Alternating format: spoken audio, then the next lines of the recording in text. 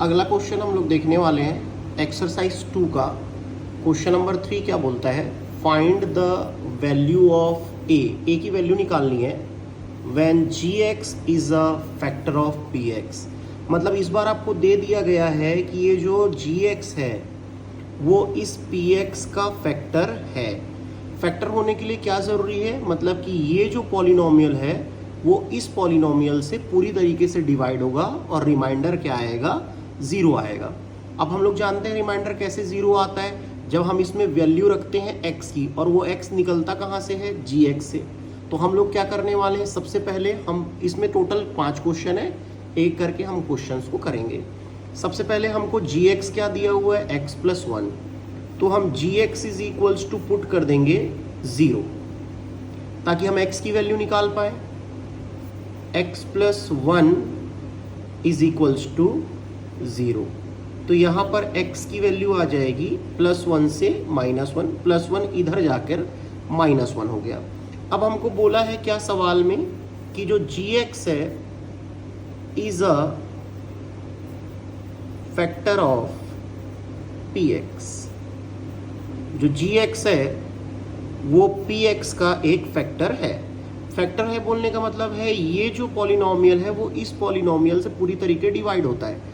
पूरी तरीके से डिवाइड होता है मतलब रिमाइंडर क्या आता है, 0। और रिमाइंडर निकालने के लिए हम क्या करते थे, इस x की जगह इस वैल्यू को रखते थे। तो जब मैं इस वैल्यू को रखूंगा -1 की जगह, तो इधर का जो पूरा कैलकुलेशन है वो क्या हो जाता था, 0। भाई 0 आता था, तभी तो हम लोग बोलते थे कि gx is a factor of px। मतलब यहाँ पर पूरा जो यहाँ पर वैल्यू रखने पर ये पूरी वैल्यू क्या आ जाती थी, 0। तब हम लोग क्या बोलते थे कि ये जो gx है वो दिए गए px का क्या है, फैक्टर है।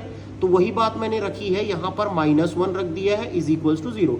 अब ये सवाल आता है कि सर आपने इसमें क्यों नहीं रखा, आपने इसमें वैल्यू क्यों नहीं रखी, तो हम वही रखने वाले हैं। अब मैं इसको लेफ्ट में रखूंगा और उसको राइट में 0 ले लिया हूँ, क्योंकि अगर आपको किसी की भी वैल्यू निकालनी है, जैसे फाइंड द वैल्यू ऑफ ए बोला है, तो आपको दो साइड होना जरूरी है, एक लेफ्ट हैंड साइड और एक राइट हैंड साइड होना जरूरी है।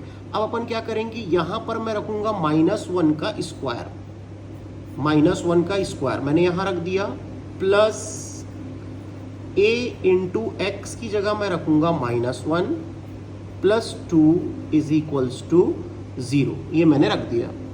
अब -1 का स्क्वायर जो होता है वो +1 होता है, यहाँ प्लस और माइनस का मल्टीप्लाई माइनस, और a 1 जा a हो गया, और ये हो गया +2 इज इक्वल्स टू 0।